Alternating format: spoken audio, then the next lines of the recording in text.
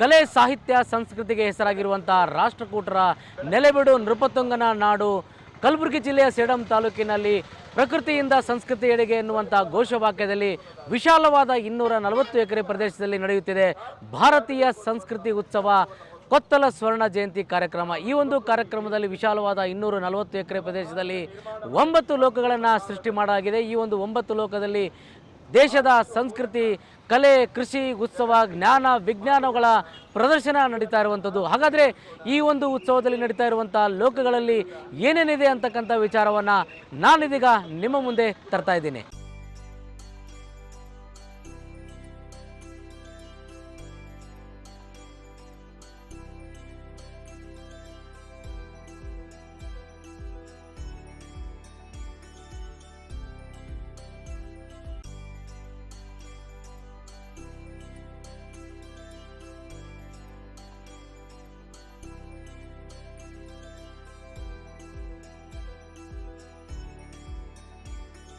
ಏಳನೇ ಭಾರತೀಯ ಸಂಸ್ಕೃತಿ ಉತ್ಸವ ಹಾಗೂ ಕೊತ್ತಲ ಸ್ವರ್ಣ ಜಯಂತಿಯ 240 ಎಕರೆಯ ವಿಶಾಲವಾದಂಥ ಪ್ರದೇಶದಲ್ಲಿ 9 ಲೋಕಗಳನ್ನು ಸೃಷ್ಟಿ ಮಾಡೋದಷ್ಟೇ ಅಲ್ಲ, ದೇಶದ ಮಹಾನ್ ನಾಯಕರು ವಾಸ್ತುಶಿಲ್ಪ ಸಂಸ್ಕೃತಿಯನ್ನು ಕೂಡ ಇಲ್ಲಿ ಬಿಂಬಿಸಲಾಗ್ತಾ ಇರತಕ್ಕಂಥದ್ದು.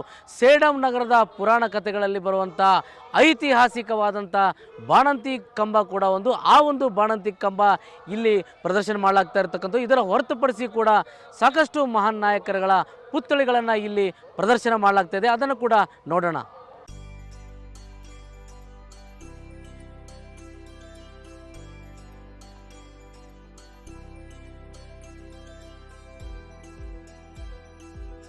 ಅಣ್ಣ ಬಸವಣ್ಣನವರ ಐಕ್ಯ ಸ್ಥಳ ಕೂಡಲ ಸಂಗಮ. ಆ ಪವಿತ್ರ ಕೂಡಲ ಸಂಗಮದ ಐಕ್ಯ ಮಂಟಪ ಈ ಭಾರತೀಯ ಸಂಸ್ಕೃತಿ ಉತ್ಸವದಲ್ಲಿ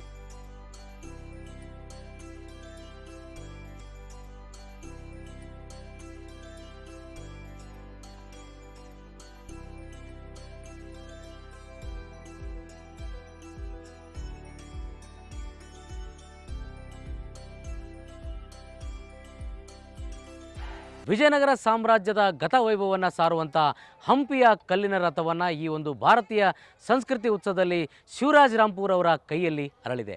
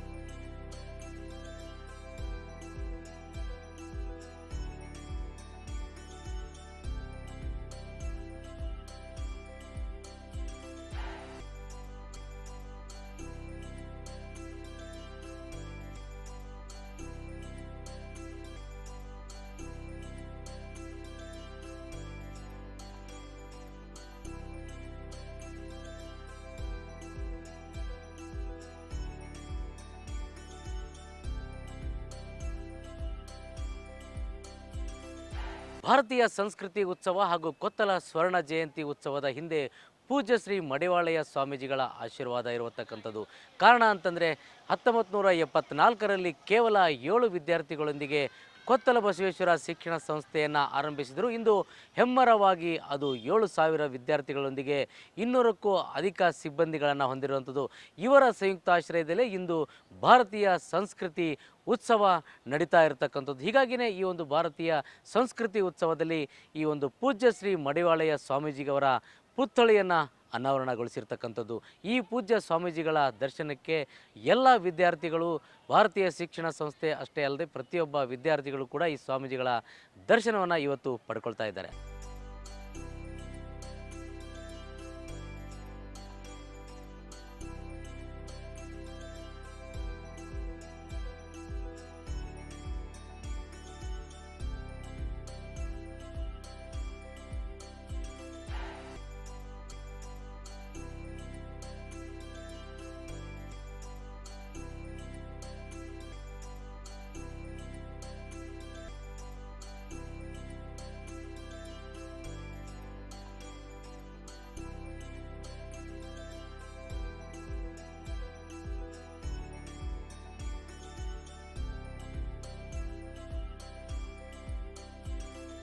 ವಿಶ್ವದ ಮೊಟ್ಟ ಮೊದಲ ಸಂಸತ್ ನಡೆದದು ಅದು 12ನೇ ಶತಮಾನದ ಅಣ್ಣ ಬಸವಣ್ಣನವರ ಕಾಲದಲ್ಲಿ. ಹಾಗಾಗಿಯೇ ಇತ್ತೀಚೆಗೆ ನೂತನ ಸಂಸತ್ನಲ್ಲಿಯೂ ಕೂಡ ಈ ಒಂದು ಅಣ್ಣ ಬಸವಣ್ಣನವರ ಅನುಭವ ಮಂಟಪದ ಚಿತ್ರಣವನ್ನು ಹಾಕಲಾಗಿದೆ.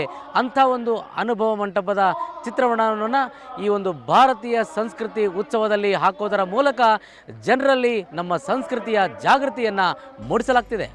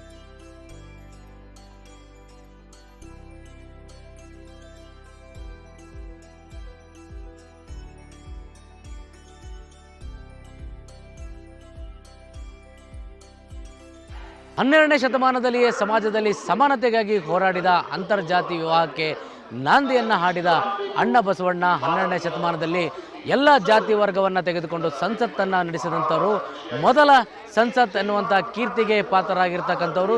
ಇದೀಗ ಸಾಂಸ್ಕೃತಿಕ ನಾಯಕ ಅನ್ನುವಂಥ ಪಟ್ಟವನ್ನು ಕಟ್ಕೊಂಡಂಥ ಅಣ್ಣ ಬಸವಣ್ಣ ಇದೀಗ ಭಾರತೀಯ ಸಂಸ್ಕೃತಿ ಉತ್ಸವದಲ್ಲಿ.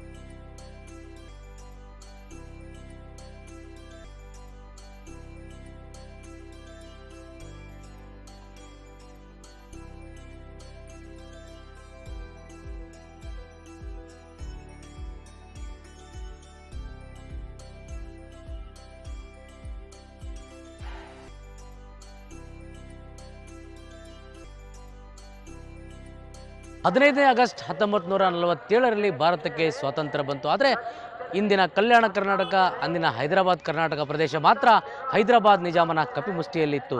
ಆ ಒಂದು ಹೈದರಾಬಾದ್ ನಿಜಾಮನ ಕಪಿಮುಷ್ಟಿಯಿಂದ ಭಾರತದಲ್ಲಿ ವಿಲೀನ ಮಾಡೋದಕ್ಕೆ ಮಿಲಿಟರಿ ಕಾರ್ಯಾಚರಣೆಯನ್ನು ನಡೆಸಬೇಕಾಯಿತು. ಆ ಒಂದು ಮಿಲಿಟರಿ ಕಾರ್ಯಾಚರಣೆಯ ಪ್ರಮುಖ ಪಾತ್ರವನ್ನು ವಹಿಸಿದ್ದು ಸರ್ದಾರ್ ವಲ್ಲಭಭಾಯಿ ಪಟೇಲ್. ಈ ಉಕ್ಕಿನ ಮನುಷ್ಯ ಸರ್ದಾರ್ ವಲ್ಲಭಭಾಯಿ ಪಟೇಲ್ ಪ್ರಯತ್ನದಿಂದ ಕಲ್ಯಾಣ ಕರ್ನಾಟಕ ಭಾಗ ಭಾರತದಲ್ಲಿ ವಿಲೀನ ಆಯಿತು. ಆಗ 1948ರಲ್ಲಿ ಭಾರತದಲ್ಲಿ ಈ ಒಂದು ಕಲ್ಯಾಣ ಕರ್ನಾಟಕ ಭಾಗ ವಿಲೀನ ಆಗುತ್ತೆ. ಇದರ ಹಿಂದಿನ ಶ್ರಮ ಇರತಕ್ಕಂಥದ್ದು ಈ ಉಕ್ಕಿನ ಮನುಷ್ಯ ಸರ್ದಾರ್ ವಲ್ಲಭಭಾಯಿ ಪಟೇಲ್. ಇವತ್ತು ಭಾರತೀಯ ಸಂಸ್ಕೃತಿ ಉತ್ಸವದಲ್ಲಿ ಆ ವಲ್ಲಭಭಾಯಿ ಪಟೇಲ್ ಪುತ್ಥಳಿಯನ್ನು ನಿಲ್ಲಿಸಲಾಗಿದೆ.